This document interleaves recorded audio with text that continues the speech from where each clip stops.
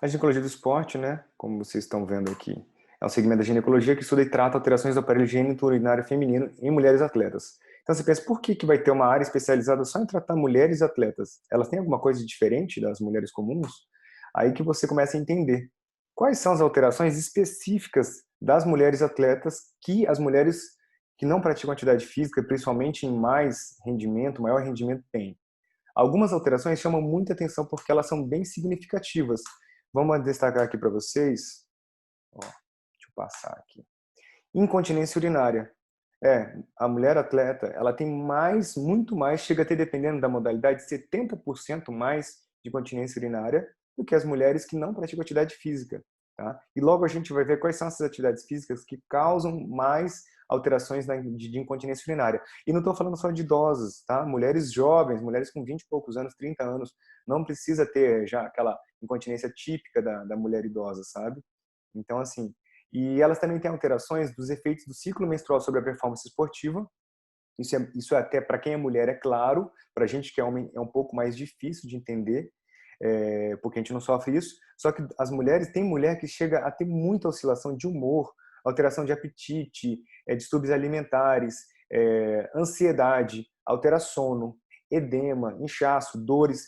Tudo isso pode interferir no ciclo competitivo. Então, você imagina uma mulher que tem muitas alterações menstruais, como é para ela competir durante o período perimenstrual ou menstruada. Então, assim, e já tem mulheres que, o contrário, a gente não sabe normalmente, eu fui ter contato lá no ambulatório, tem mulheres que se sentem melhor durante o período menstrual, sente-se mais disposta, com mais força. Então, isso é muito individual. E isso tem que ser estudado de uma forma individualizada. E ignorar isso é besteira. Tem muitas atletas de ponta que chegam a perder medalha, igual foi o caso de uma atleta ginasta, uma ginasta chinesa, uma nadadora chinesa, que no dia da competição ela estava menstruada e lá não é admissível tomar anticoncepcional, tudo mais, tem os problemas da China, né? Enfim, ela foi super mal no dia da competição e era uma das favoritas para a medalha de ouro na Olimpíada passada agora que teve. Não lembro o nome dela agora. Não nem pesquisei no final dos contos, só me veio agora a cabeça essa história.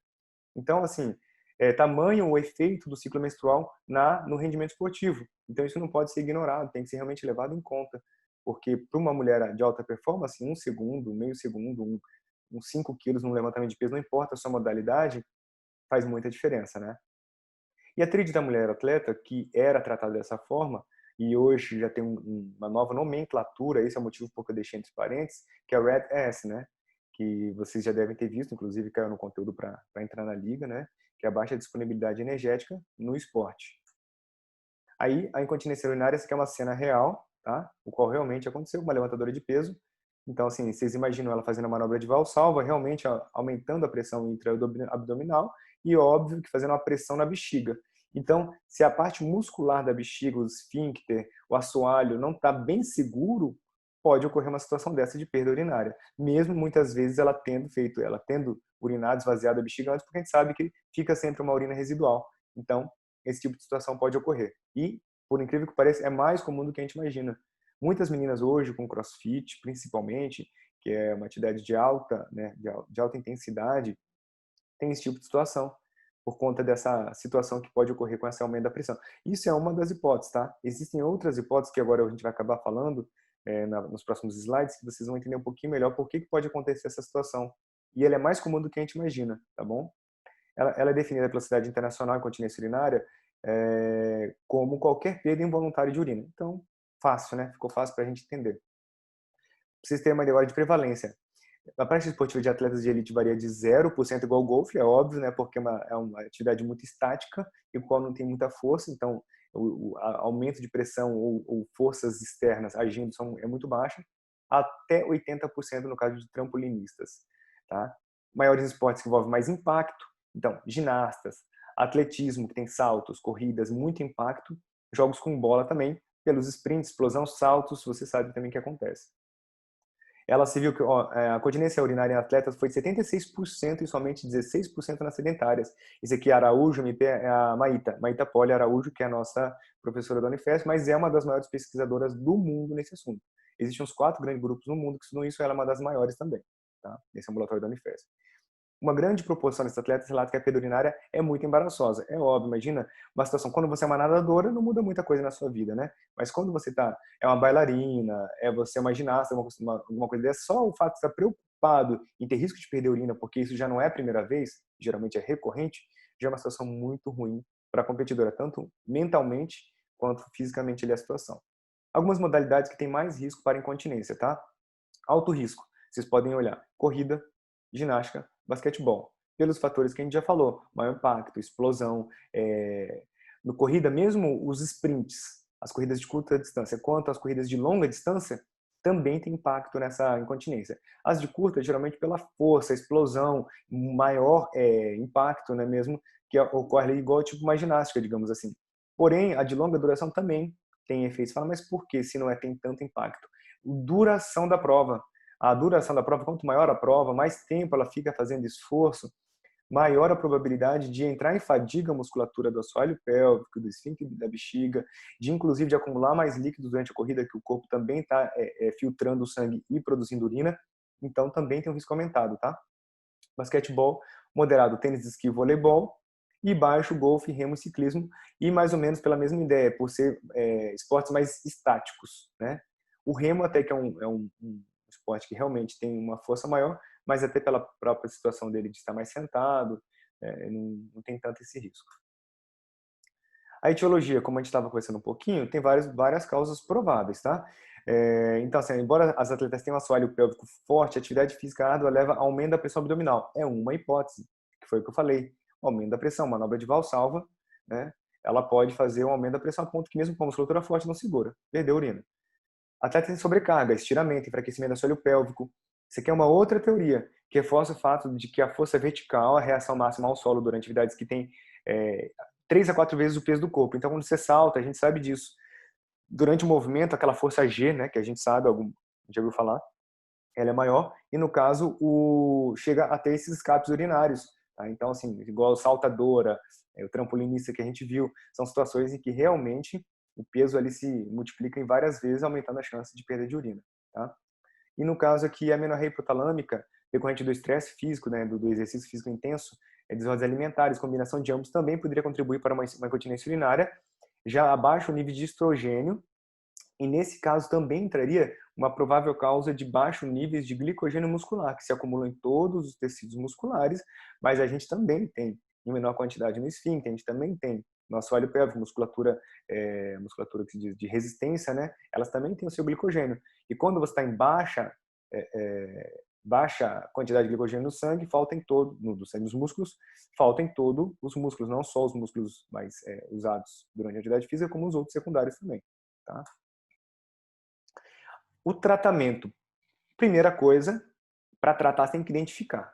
Então, a partir de hoje, todo mundo no consultório, quem for ginecologista, quem seguir por esse caminho, ou mesmo quem resolver apenas ser médico clínico geral, não importa que área que vai seguir, atende pessoa, atende mulher, conversou, viu que faz alguma atividade física, pergunta, porque muitas vezes ela tem a perda urinária e ela não relata, ou ela acha que é normal, porque às vezes as amigas também têm, ou porque a mulher tem, ela acha que está envelhecendo, e conversando você consegue ver que às vezes é uma perda fora do controle dela. Se é uma perda fora do controle, seja para mulher idosa ou para mulher jovem, é indicativo de fazer um tratamento, porque existe tratamento. Se não existisse, tá bom, vamos aceitar, põe um absorvente diário, aquele para poder de baixa quantidade, né?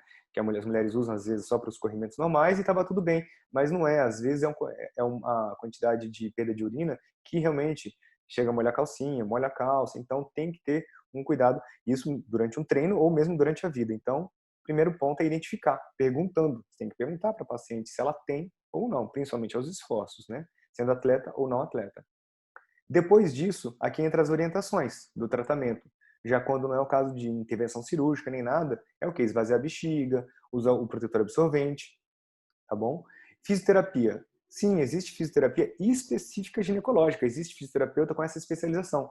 Lá no Unifesp, inclusive, é um dos centros que forma fisioterapeutas com essa capacidade, e tem outros centros também, não é só lá, tá? Qual a fisioterapeuta, ela vai fazer o quê? Um fortalecimento da musculatura. Inclusive, existem aparelhos que ela consegue. Primeiro, um exame físico normal. No toque, a própria fisioterapeuta ou a médica especializada nessa área, ela consegue, através de exames de força muscular, de contratura dos músculos da vagina e do assoalho pélvico, que a mulher, quando você faz um toque, ela consegue demonstrar, como se fosse aquela manobra do pompoarismo mesmo, se ela consegue contrair, usando, no caso, ela faz uma contração da musculatura vaginal em torno do dedo, você sente a pressão, quanto de pressão. Você faz teste o qual ela mantém a contração, você pede que ela mantenha a contração, no caso, a ginecologista, né, a gente mesmo como médico do esporte, não é de rotina isso, tá? Mas a fisioterapeuta, principalmente, é quem faz esses testes, o qual ela pede para se manter contraído e ver durante quantos segundos ela consegue manter o nível de contração adequado. Ela vê se durante a contração está tendo elevação da musculatura do períneo, que é a musculatura que também ajuda nessa uma contração, que também tem que estar forte. Ela vê se nesse movimento tem a descida da bexiga ou não, ou até do próprio útero, né, o trocélio, se for o caso mais já para mulheres mais velhas. Então, assim, tem várias formas ali que até manualmente elas conseguem identificar a mulher que tem uma boa capacidade de contração, se a contração é eficaz, quantos segundos ela consegue manter aquela contração, tá? Existe teste também do absorvente, por exemplo.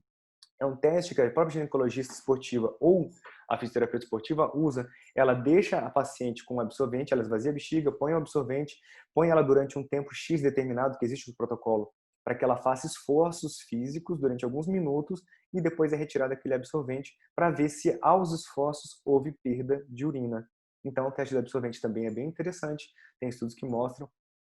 E para essa detecção, inclusive nesse exame clínico, também existe já aparelhos, tá? Eu falei da forma digital, usando os dedos, mas existe também aparelho próprio já voltado para esse tipo de exame, que o aparelho mede através de pressão, quanto foi de pressão, quantos segundos ficou fazendo aquela pressão, se houve mudança ali do padrão de contração. E esse mesmo aparelho que é usado às vezes para diagnóstico, ele é muitas vezes utilizado também para treinamento muscular do assoalho pélvico, tá bom?